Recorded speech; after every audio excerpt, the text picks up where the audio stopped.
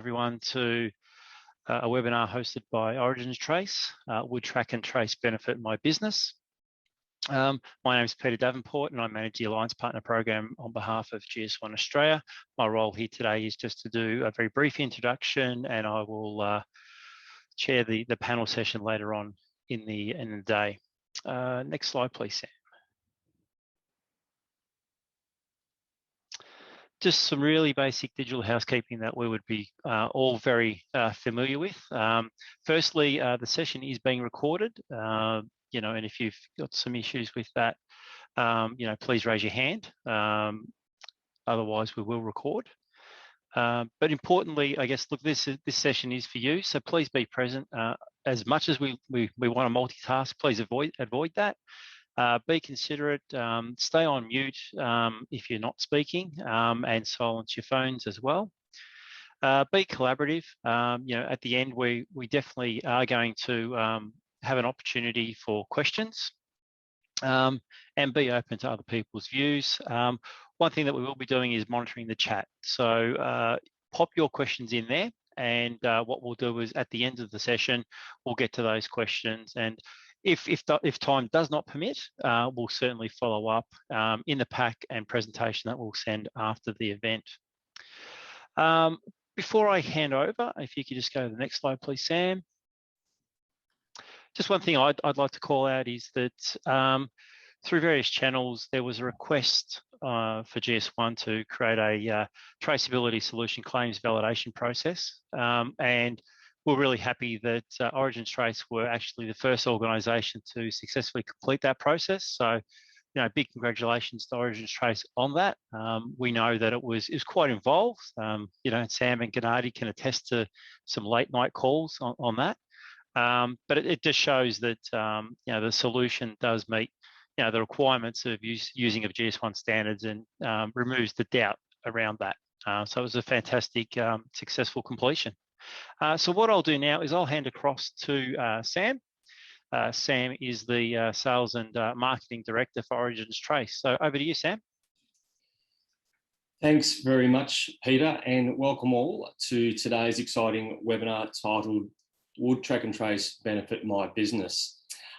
Before we kick off with the Origins Trace part of the presentation, firstly, in terms of today's panellists, Gennady and I from Origins Trace will take you through from a top-line perspective what there is to know about all things track and trace and would it benefit my business.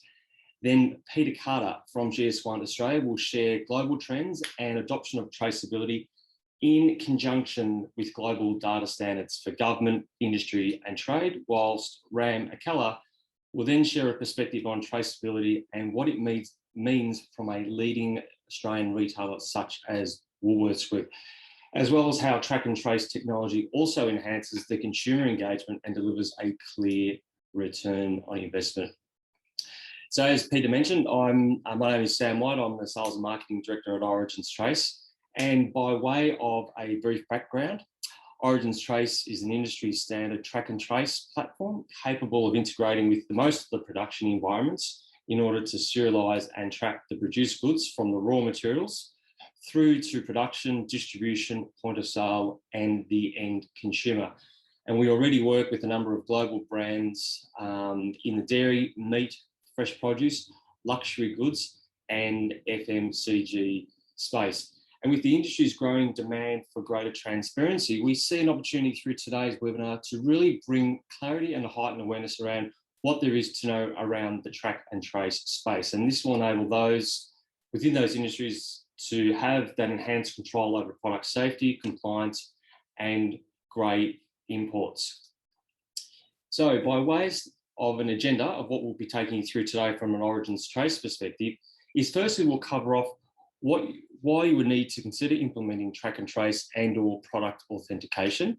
We'll then move to what is actually track and trace, product marking, types of product identifiers, product identification on a SKU level, through to product identification on an item batch level, industry standards versus proprietary standards, solutions that are fit for purpose.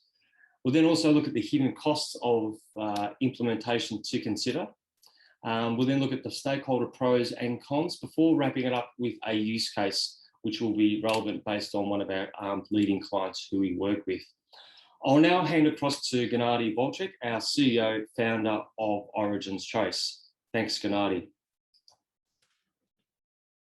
Good afternoon, everyone. Thanks for joining us on this webinar.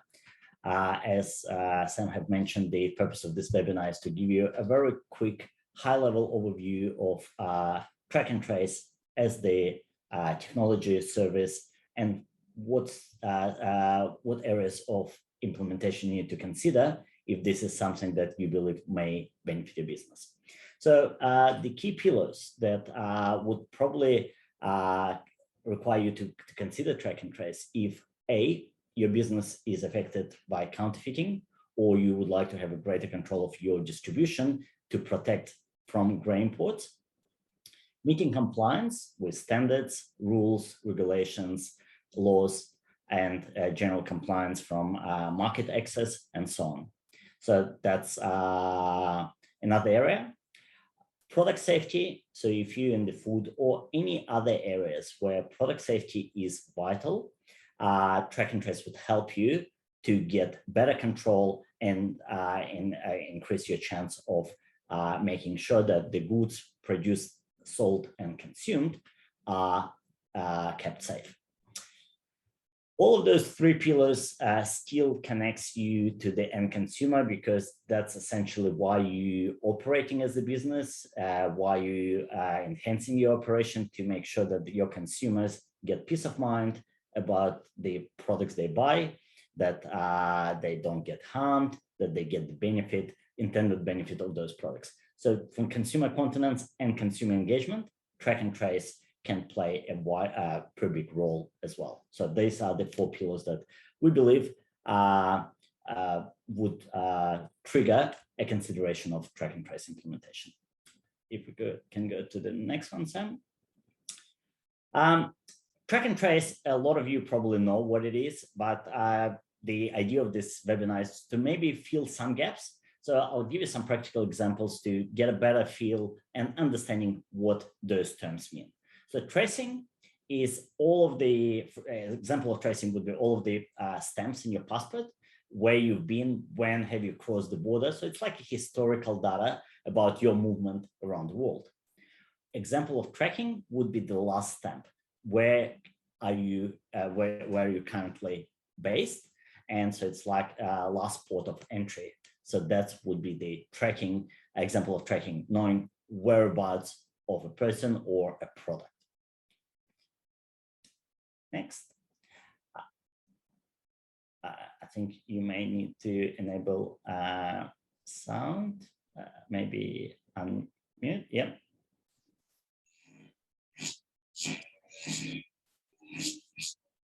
What do you think of when you see this? A barcode? No more, no less. It's often taken to be just a price tag, but it has many other uses. With a barcode, you can find out if what's on your plate is really what it's claimed to be.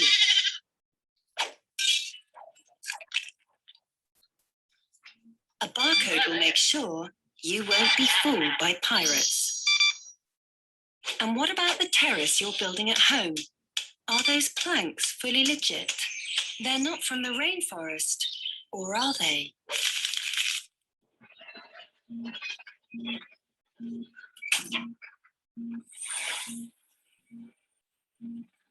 The code helps you keep track of your parcel all the way. After all, there are several million parcels on the move every day. What's more, you can track the cotton from the cotton fields all the way to the shop, so you know that everything along the supply chain is handled correctly. You probably don't know who we are, but one thing's for sure. We help make your life easier, more secure, and more sustainable. GS1, the global language of business.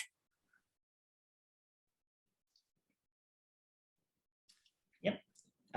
So as per this great video, GS1 standard have developed mechanism or the approach of marking, tracking data in a way that would enable you to achieve ultimate full traceability of your product through the supply chain and achieve other goals that you that you are using this implementation for.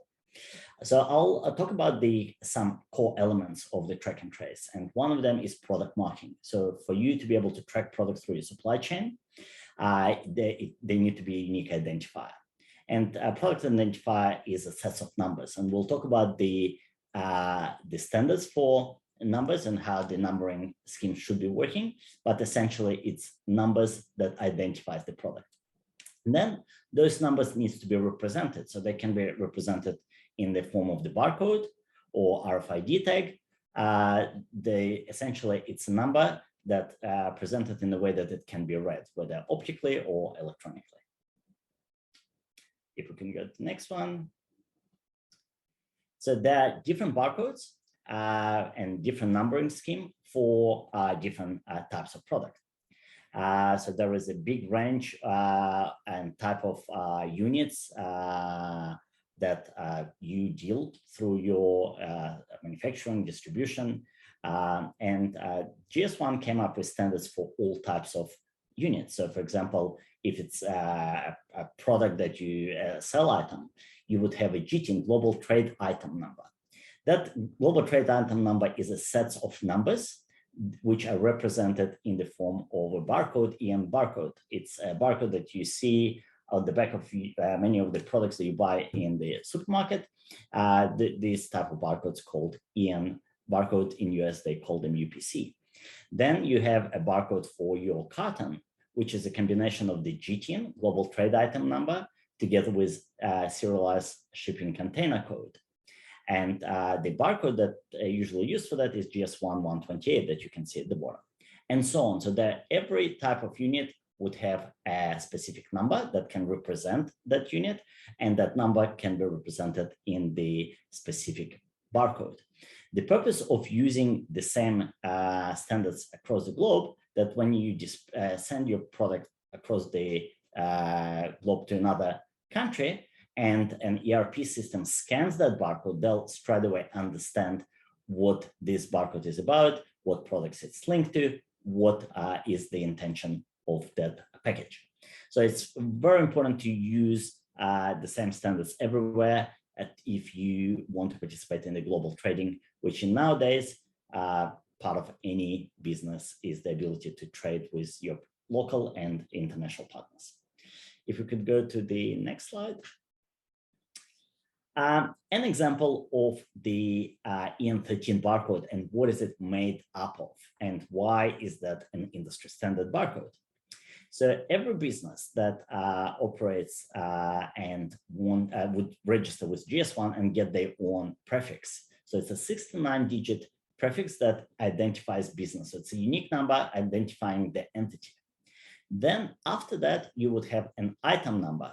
So if you have different SKUs, you would have different SKU or item number embedded in that barcode. So if you take two same products from the shelf, you'll notice that they all have the same barcode because it's the same SKU. The last digit is a check digit. So that scheme is the industry standard numbering, and therefore any point of sale system scanning that barcode will be able to recognize it and process that number. If you would want to track each bottle and know whereabouts the bottle been and unique characteristic, then you need to have a unique identity. Because if you have the same identity for all products within a SKU, it's very hard to know which batch it's from, where it's been, which raw materials been used in there. And that's why GS1 came up with the serialized GTNs, SGTN as they call them, where it's a combination of the GTN and the serial number. And that series of numbers can be stored in the GS1 data metrics, data bar, or GS1 QR code. So that is the sequence of the numbers and how they been put together. That's what makes it GS1 standard. And then the QR code is just a carrier that represents that number. If we can go to the next one. So the number embedded in the barcode, as I mentioned, that's what makes it either industry standard compliant or not. So if you look at maybe get the next one, if two barcodes, left and right, it's very hard to tell whether it's industry standard or not. They look very much the same. But by reading the number and knowing what number is embedded in there, that's what makes the difference. That's what makes the barcode either industry standard or non-industry standard. Let's go to the next one. So there are two types of carriers. One is a printed barcode, something that you would use a scanner to read, or RFID tags. It's an electronic barcode that could carry the same number as the printed barcode, but instead of scanning, you could read it with the RFID reader. So there are a lot of advantages and some disadvantages of using one or the other. So depending on your environment, you could pick the right carrier for your business. And that could be a mix and match. You could have, for example, your cartons and pallets could use RFID tags, but the sell item could use the visual read barcodes. If we could go to the next one. So there are a lot of different technologies for brand protection. And sometimes it's difficult to understand which technology is right for your business. So I'll just quickly skim through the key type of technologies that are available out there, just to be aware of them. And your own research will help you to determine what's right and what's wrong for you. So holograms, it's as it's the name of the category, it's a unique identifier, which very difficult to copy. And it's usually sticked on documents or some products. And to tell whether it's a genuine hologram or not, you really need to have specialized equipment. So it's not really a good fit for consumers because they don't have those technologies. For customs, maybe if they have special equipment, they can see if this hologram is a genuine one or if it's just a shiny sticker. Open source QR codes. Also, it has pros and cons. The pros, it's very easy to implement. Any scanner can scan this QR code, but it's quite vulnerable, and we'll actually have a slide that talks about it. But we're all familiar with QR codes. They widely used for marketing purposes. GS1, product identifiers, RFID tags, and probably a blockchain you could classify under GS1 standards. So the GS1 products identifier we already talked about, RFID as well. With the blockchain is really, it's a way of recording data. So for example, regardless of what you use as a product identifier and how you capture data, it's you could either store this data in centralized environment, like in your Amazon cloud, or you may choose to make the recording in the blockchain, which is decentralized way of storing the data, which is going to be spread across many computers, which one could say makes it more secure. But whether it's worth the increase in cost and complication or not, once again, it's something that you need to assess and make a decision for yourself. We offer blockchain as a way of storing data for our clients. At this stage, we couldn't put a use case that was sufficient enough for customers to switch across, but maybe in the future, when cost of the blockchain transactions would drop, maybe it will become more viable. If we could go to the next one. So QR codes, it's once again something you need to be aware of.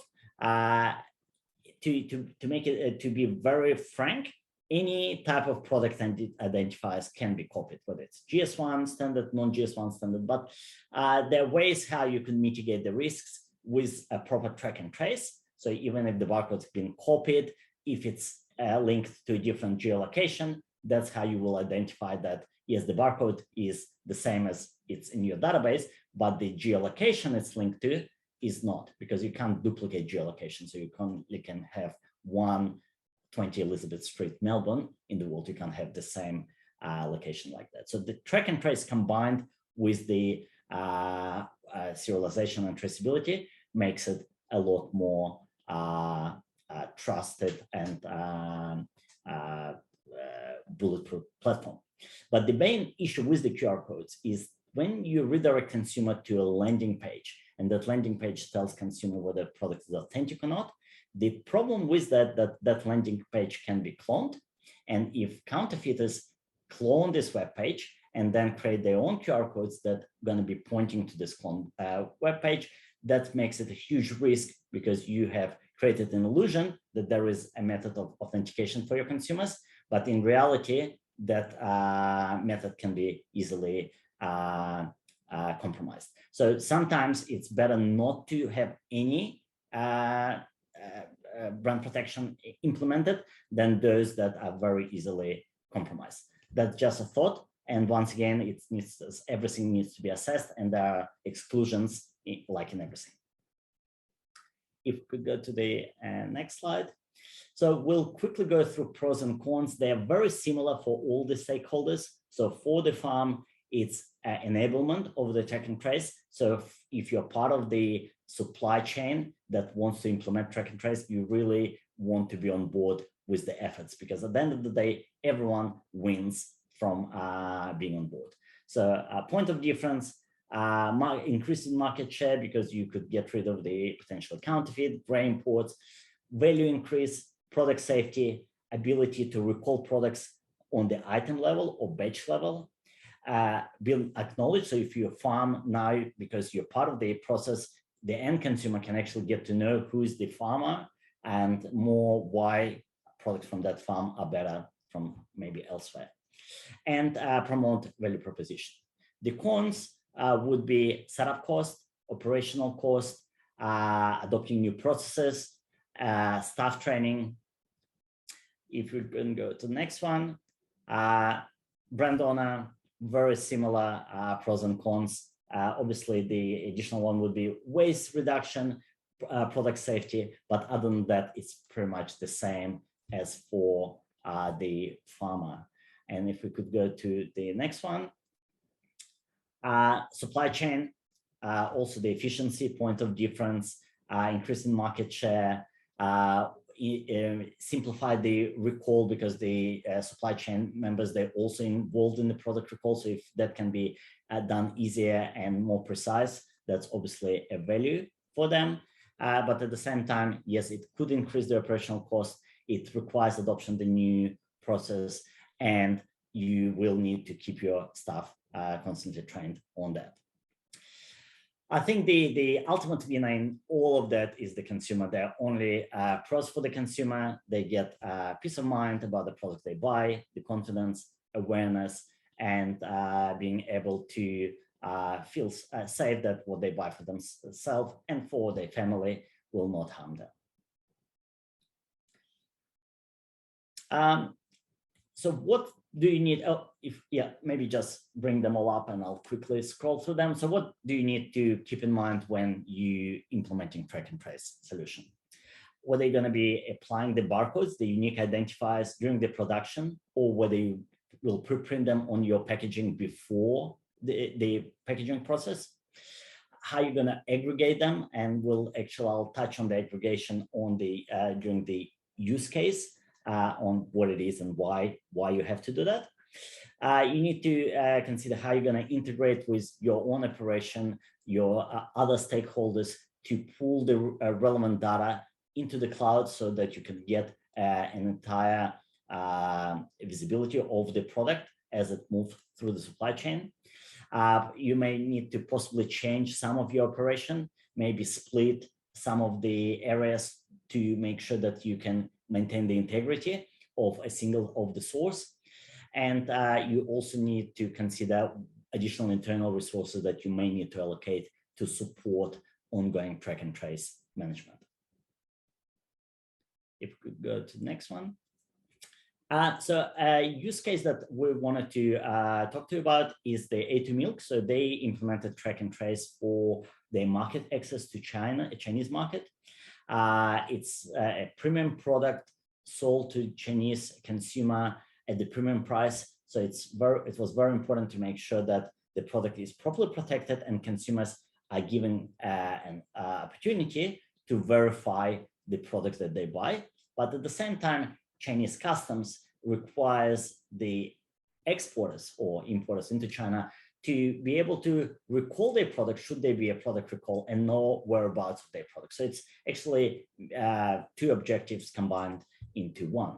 So each product have a GS1 data metrics code and the message to the Chinese consumer saying that they can scan that barcode with the Xping app. Xping is our front end of the origins trace and get product authentication. Then once those bottles are packed in the carton and cartons are placed in a pallet, the aggregation is required. So you need to record which serial numbers are packed in which carton. Let's say carton 1 have serial numbers 1 to 10, and then which cartons are placed on which pallet, so that by dispatching or scanning out your pallet out of your warehouse, you will know which serial numbers have gone to which distributor, so you can update the chain of custody. They also link a send-on device. That's a device that captures temperature. It keeps temperature logs and GPS location. And because it's linked to a pallet and we know which serial numbers are on that pallet, we can link all of this data to each bottle. So the consumer, when they're scanning a barcode, which is on the next slide, will actually see all relevant data for that particular bottle of milk. So they can confirm authenticity, they can see the entire journey, where it's came from, and how it's got to the store where they're buying this product. But at the same time, was this product exposed to high temperature? Was it properly handled? So that's a very high level, obviously, overview of how A2 milk using origins trace. But behind that, a lot of work, a lot of planning has gone in to get them to the level where they are now. And now back to you, Sam. Thanks, Gennady. And look, as Gennady touched on, with our origins trace solution, look, it has different modules available that can add value to your existing track and trace platform, specifically in regards to the last mile, which is through our Xping app, which is our universal product search engine. And this is the front end of our platform, which is used by hundreds of thousands of Australian brands within the FMCG sector currently right now. And it's used by many Australians to utilise for their grocery shopping lists, product reviews, cashbacks, and other shopping related activity. Our FMCG clients include Lion, Bega, Twinings, Pepsi, the Smith's Snack Food, Asahi with their non-alcoholic beverages, Eco Store, just to name a few. And really, the whole platform is to facilitate that direct engagement with the main grocery buyer and to influence the shopper behaviour and buying decisions. So specifically in relation to track and trace, it enables the integrating with the end consumer, allowing you to provide that additional information for those buyers of your products, such as general information about the product, raw data information, product education, or even authenticity, as Gennady touched on. Even the ability to drill down to item level traceability in terms of tracking the chain of custody and the whereabouts of each product to minimise your exposure, right through to enhanced transparency around that product origin, temperature logs, reduction of carbon footprint, soil conditions, or even compliance. And through our Xping Rewards ecosystem, the way we have designed the system is that there is an element of rewards every time a consumer scans the product barcode. And whether they scan for the purposes of product authentication or they are scanning for them to write a review or to watch some content, they always earn rewards. And it's very easy to manage from the brand's perspective, so you don't have to worry about any gift cards, redemptions. It's all seamless. It operates in the background, and it sort of gives you that guarantee that the number of scans that you'll get through the Xping platform will be greater than any other platform out there. And the reason we have developed both of them is because they're effectively working together. And what we've found is that you really need to have an incentive for the end consumer to scan and authenticate. And what we've seen is that unless there is an incentive there, the consumer would typically not be bothered to scan to authenticate, or they would do it once at a particular store. And once they've seen the verification, the next time they're going to, say for repetitive purchases like milk, they're not going to verify that good because they would assume that it's still coming from the same supplier. Unfortunately, as we know, what often happens is that retailers may have the same distributor, but their distributor may be sourcing from different sources, and therefore, for the validation or authentication, it needs to be something that's ongoing. Plus, it gives brands a particular opportunity to really talk to the end consumer on a regular basis. So at Origins Trace, what we're sort of saying is that we understand the importance of the operation integrity and compliance, whilst ensuring that our clients achieve strong return on investment through sales growth on the back of consumer confidence and brand trust. Thanks for your time from Gennady and I. I'll now hand across to Peter Carter at GS1 for him to take us through his slides. Thank you, Peter. So thank you, Sam, and thank you, Gennady, and welcome everyone today. It's a pleasure to be involved in this session. And also congratulations to the team. Also, Peter mentioned that you guys have successfully made your way through that claims validation process. And just on that, just for anyone who's interested, claims validation is a process that we've put together in response to requests from industry, actually, to try and work out what claims being made by solution providers are consistent with the global data standards that GS1 support. So it's not actually a solution certification as such. And my being here today is not an endorsement either. My job today is simply to provide an update on what's happening around traceability in trade. So with that, I might pop into the next slide, please, Sam. I've got 10 minutes and about 12 slides, so I'll move through fairly quickly and we'll have time for questions at the end. Key messages from me today is traceability standards are available, they're free to access. GS1 doesn't charge fees to access traceability standards or any of our collateral. And they're supported by implementation guides. So those guidelines are available for solution providers, and Gennady and his team uses them, for example. Secondly, data standards are increasingly being used for trade facilitation. Now, this is really important for anyone who's watching what's happening with, say, the Simplified Trade Systems Task Force. And if you're vaguely interested in any of the free trade agreements that are being negotiated in Australia and other countries, global data standards are becoming critical. Third point, and for today, is that government are increasingly focused on what industry already does.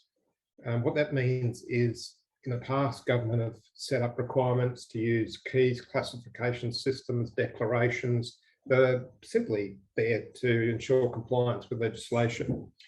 As we'll talk about in the presentation, governments are increasingly using GS1 keys. If you're already using a barcode on a product, in whatever form that Gennady mentioned, there's the future's looking very much like government using that information rather than requiring you to jump through a different hoop. Lastly, capabilities around traceability are important for free trade agreements. So next slide, please. Quickly, what GS1 does, for those of you who are not familiar, global standards body, not-for-profit. So we charge fees in order to recover costs. That's it. We don't generate surplus and pay shareholders. We're global, 116 member organisations now, and it's extensive. Over 250 million products registered in national and international registers, and around 21,000 members, 22,000 members coming up in Australia. Lots of confusion around GS1 sometimes. Is it different to ISO? Well, it's actually one and the same.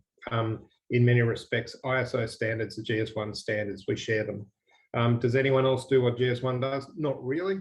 There's a few different systems for other industries like automotive, but GS1 is almost unique globally in what it does.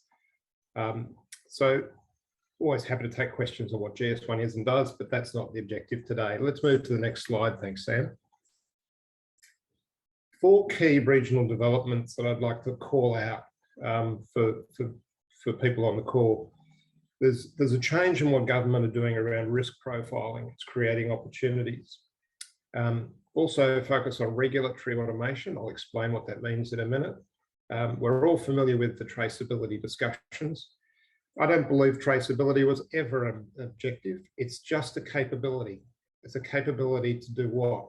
Well, it's looking very like a sustainability and circularity discussion in the future, but there are many traceability benefits. So we'll continue to talk about that for years to come. Lastly, there's some big shifts in regional cooperation. So let's just touch on these briefly. They may impact your business. Next slide, please. So throughout customs authorities around the world, World Trade Organization, World Customs Organization, there's an increasing realization that exporters and importers are already identifying products using barcodes. So why do we need other forms of classification? There are countries now that are moving to risk profiling systems such that importers and exporters, if they are using, say, a GTIN, a global trade item number, which is the barcode that we're all familiar with, if you've already got a barcode number, then we can generate an HS code for purpose of trade clearance. But if they've already seen that barcode come across their borders, then does that provide an opportunity for them to put it into a fast lane, speed the process of customs clearance, and also have confidence that the product coming in or out of the country is safe and compliant. So next slide, please. The second thing that's happening is that customs organisations and government are increasingly using GS1 product information as a source of truth. So here we've got a product that's registered in a global catalogue. As I mentioned, in Australia, GS1 has a very extensive product catalogue, but globally we have many other. And we have emerging systems, one of which is called Verified by GS1, that uses 7 data attributes, including an image, actually, which is very powerful for the analytics around image processing, to provide a source of truth and a point of reference. And government are increasingly looking at more fine-grained data to develop better policy and hopefully to provide regulation that's easier to follow, less complicated and less costly for industry. So that diagram there simply depicts what's happening behind the scenes with these very extensive data pools. All of these data pools are accessible to solution providers and industry through various services and open platforms, and we're always happy to talk about those things. And Gennady and his team are real innovators in the way that they use this information. So again, congratulations. You guys have been doing it for many years, and you know, we've always been really happy with the partnership and the relationship we have with Spring and our origins. So next slide, please. Just having a sense of what's happening around traceability. Now, this is based on what actually happens with China. Is product information is being provided to customs authorities, including China, but also other countries, by many of its trading partners. And what this is allowing is for import declarations and other documentation to be automatically generated. So the goods are on the ship, the freight forwarding notices have been processed, the customs declarations have been submitted. So why do we need another manual process to be activated when the goods arrive? So governments around the world are automating these processes and working with industry to streamline the way that trade is evolving. And many might argue that should have happened 20 years ago. Well, at least it's happening now.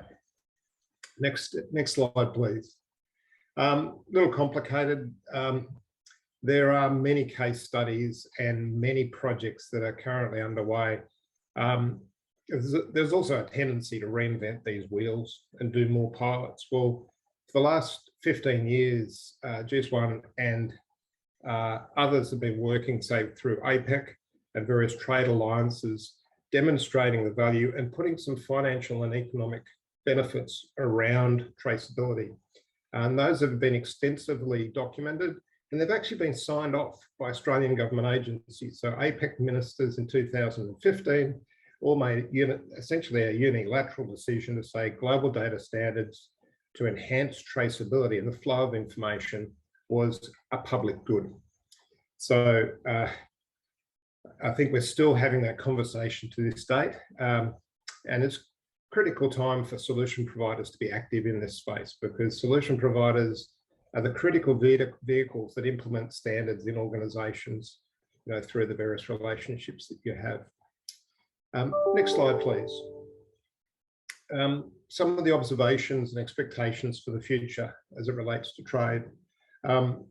We're going to see an increasing focus on fine-grained data, and that means the use of GTIN. But not just the product identifier, also the attribute information, the additional information associated with that product, used by date, and all of the other credentials that are being shared. Next slide, please. This slide, I won't talk to it all, just gives you an example of countries that are already going down this path very rapidly, including New Zealand, that only recently made the voluntary use of GTIN for export and import trade clearance voluntary. So in other words, if you're using a GTIN, just declare it, it'll give us better control. And I think that's the last slide. With that, there's some contact information. Feel free to reach out, and thank you, Sam and Gennady, for the opportunity. Oh, lastly, there's also some resources there. If anyone would like to dive deeper into traceability standards and guidelines, there's some links for you. But thank you for the opportunity. Thanks, Peter.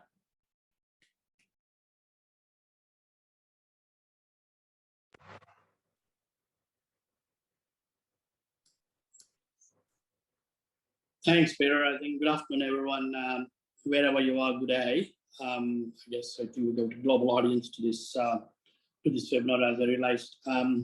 By the way of very quick introduction, in the sense of time we have got this afternoon.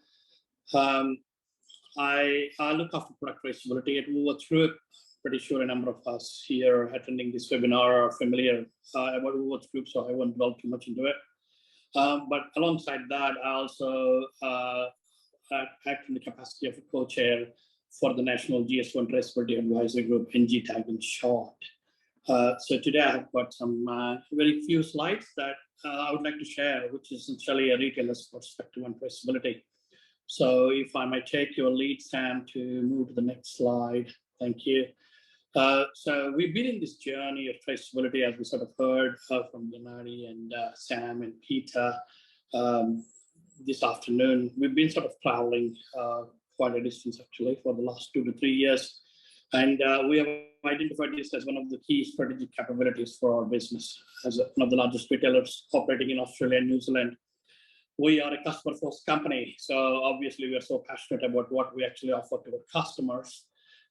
And for that to happen, it's important that we actually work all the way back in the supply chain to make sure that we bring the products in a more safest, efficient, and with the utmost quality that we promise to our customers. So we have that obligation. And to fulfill the obligation, we strongly believe that traceability actually provides that extra ability than what we have today to be able to demonstrate the quality and the freshness and the authenticity of the products that we offer or sell in our stores. So part of that, we also identified that traceability is actually not an end, but it's actually means to many ends.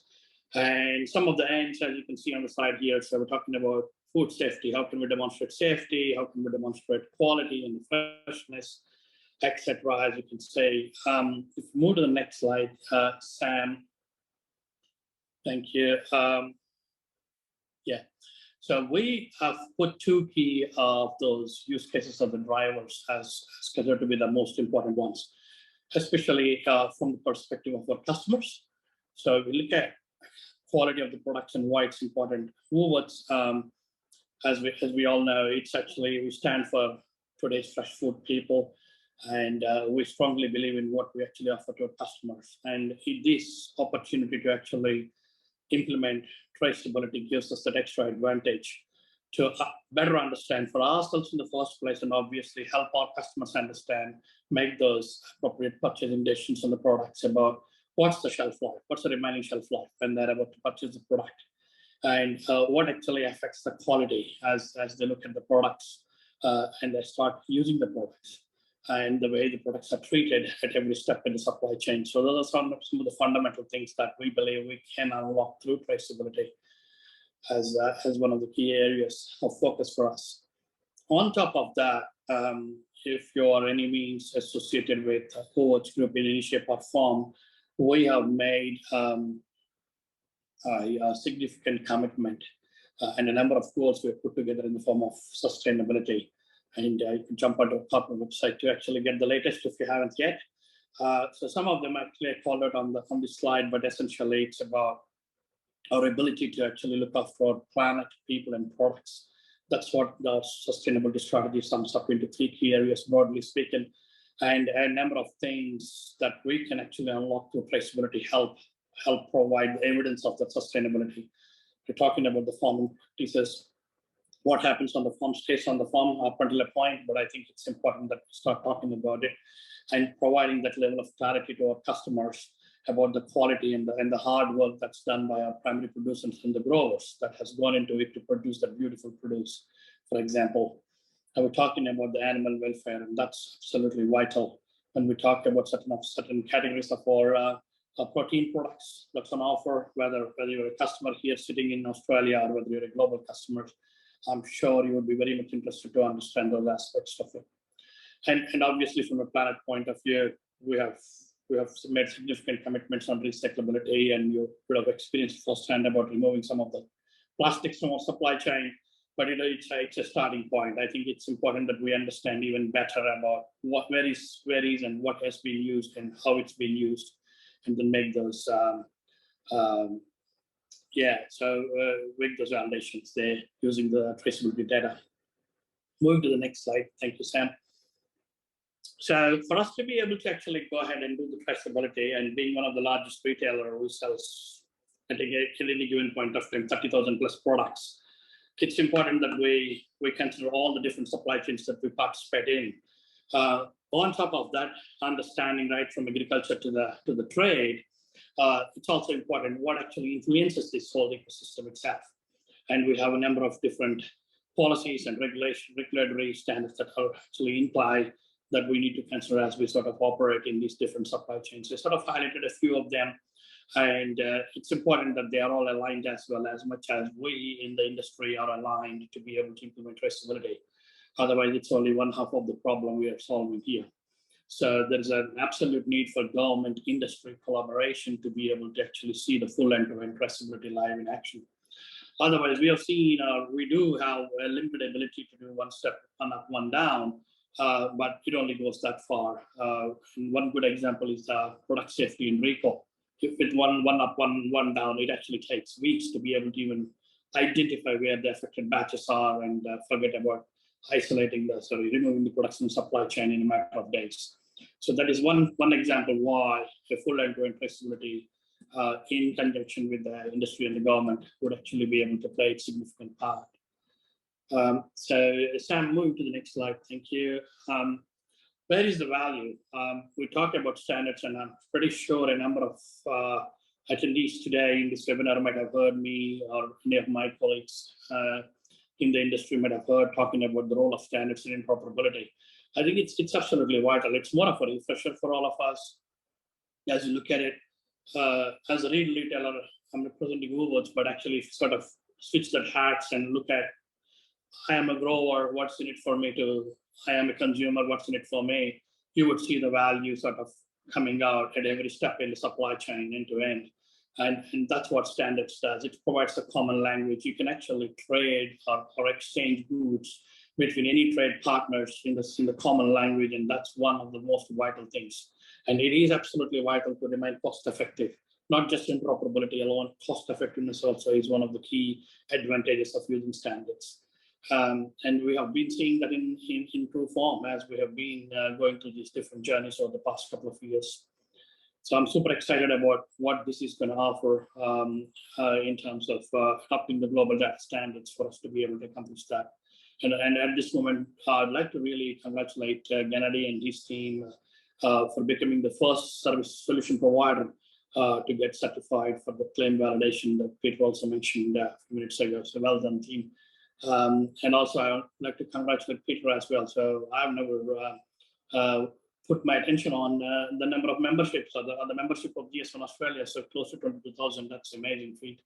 So that sort of actually makes us create something more unique. Moving to the next slide, Sam. So how do we actually bring to life? So I have a few other slides, as I said at the beginning. So I do have the other half of my participating in the industry discussions through NG Tag. So we do have an ecosystem as the National Traceability Advisory Group. It's made up of a number of different players, which I sort of highlight who they are, but we have very key focus areas across this range of sectors, whether you operate in food and beverage, liquor, merchandise, healthcare, or transport, or anything in between. I think there is something in it for you. And if you're not a member yet of NGTag, I would really encourage that, because this is the place where we actually have a lot of active discussion happening on implementing traceability. How do we actually solve, and how do we learn from each other? So there is an opportunity there. So if you want to, let's say, in general merchandise, and if you want to pick something on what's happening in food, you could literally probably do that too. So because there is that orthogonal learning, as we call it, an opportunity there. So that is that focus as a whole. It's an ecosystem, so I'll encourage you to participate. Next slide, Sam. Yeah, so this is, I think, sort of the NG Tag ecosystem comes to life. As you can see, there's a rich representation of a large group of people here. We do have solution providers also in this ecosystem as a separate group. They also focus on enabling and discussing on how do we actually implement traceability, and which is more of an action-oriented towards what gets discussed in the NG Tag at a more of a business priority level or a focus area level about how do I solve quality versus authenticity versus sustainability. So it's a rich combination of many different organizations under one umbrella. I'm really proud to see this growing every day by day. So there is that opportunity for all of us to get together and solve this unique problem. Next slide, Sam. I'd like to highlight one of those recent accomplishments of NG Tag, and it's called Traceability Accord Statements. What this does essentially is, as we know, traceability starts with sharing data. Let's agree that it's a 30-second exercise. What is traceability? It's essential that we put data together right from farm to fork. And for that to happen, we know we have a number of significant issues there about intellectual property. What do I share? What do I not share? What does the other trading partner going to do with the data once I share? And what do I get back in return? And a whole heap of discussions we've been having for a number of years. This is one step in that race to be able to actually answer a number of queries, and how do we actually build that kind of ways of working? How do we actually put together a model that will enable a number of different participants in the supply chain to come together and share data in a more responsible way, give the clean acknowledgement of data standards, obviously with privacy and intellectual property into play. So there is that QR code. If you haven't yet scanned it, I encourage you to scan it, and then you'll get into that website where you can be part of the journey of Traceability Accord. Next slide, Sam. So I believe this is the last slide, sort of bringing this together. One key message wherever I go, I talked about this, which is essentially about partnerships. So yes, alignment and standards, which drives the interoperability, it's absolutely essential. Otherwise, unlocking the value from traceability is no mean feat. It can't be one entity or one supply chain or one trade partner trying to accomplish something in traceability. It ain't going to happen. It has to be solved through partnerships, and that's where the value comes out of. So the partnerships in conjunction with adoption of standards drives that. And that's my message today. And is there one more, Sam, you can help me, or is that it? And so that's probably the one thing. I think the key message representing traceability. Traceability is a path to many ends. So you can solve plenty of problems or issues in the supply chain and also through partnerships. That's me today. Happy to take any questions as we sort of go along for the next 5 minutes. Great, thanks, Ram. Thanks, Gennady, Sam, and Peter as well. Appreciate the time today. Look, we did have one question that was raised by Standy, also answered by one of our other participants today, but I just want to throw it out there to Gennady to give his thoughts on the concept of what happens if the counterfeit product copies the barcode of the original product as well. Can it still distinguish? Certainly. Over to you, Gennady. So Yeah, I'm on mute. So the barcode, as I mentioned, any barcode can be copied. What matters is where the data comes from to provide you additional information about that specific barcode. So when you have a proper traceability is implemented, and you know that the serial number 123 is sold to a retailer in a specific location, then when consumer scans that barcode, you can compare geolocation of the consumer through the GPS in the mobile phone with the registered address of that particular serial number and see if the person is in the same location where the product's supposed to be. But let's say someone have copied that barcode and trying to sell a counterfeited product across the road or different city, different country, then when consumer will scan that product, let's say in China, the address that we have for this product will be 20 Elizabeth Street. There will be a mismatch in geolocation, and on this basis, we would be able to alert the consumer. So as I mentioned, copying the barcode is possible regardless of which barcodes you use. It's the additional verification that you apply on top of it that makes your system more or less secure. Great, thanks, Gennady. Just want to throw it across to Peter Carter, and I know we've touched on this as well, is that what are the key lessons that we've learned about traceability in the past few years? Yeah, Peter, I think the strongest one is that there's been a lot of conversation about it, but there hasn't been a lot of economic and financial benefit data shared. So I think, you know, we've all been enthusiastically chatting about it, but there's been a lack of, you know, return on investment data. So I think that's a really big focus moving forward. We've got to get that right. Great, thanks, Peter. And Ram, I know that you're a keen pro supporter of standards. And this was just a question that was thrown out, was around, you know, the Woolworths approach to the implementation of standards in relation to product traceability. Yeah, thanks, Peter. I think, yeah, it's sort of those who heard me talking all the time, talking about standards, so that is that. But as a retailer, I think since times immemorial, for many decades, we are the ones sort of implement a number of standards across all the retail operations, be it in the supply chain or in the stores. Because what we sort of focus on is how do we more and more efficient as we sort of trade the products. So that sort of translated more into traceability as well. But we have recognized early in the days that whilst that is one way to remain cost effective, but the other important point is for us to be able to trace the product fully all the way back to the farm up to the origins of the seed itself. It's absolutely vital that the standards are adopted across the globe. So it's one of our significant opportunities to work with the trade partners and actually helping them adopt those global data standards.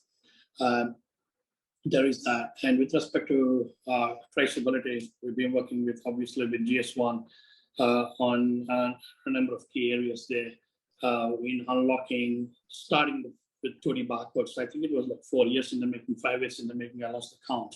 So we've been the lead retailer in this part of the world to implement the 2D barcodes. First, again, a number of use cases with respect to 2D barcodes focus on the store level. But we know that goes much beyond store, further into the supply chain, back to the supply chain.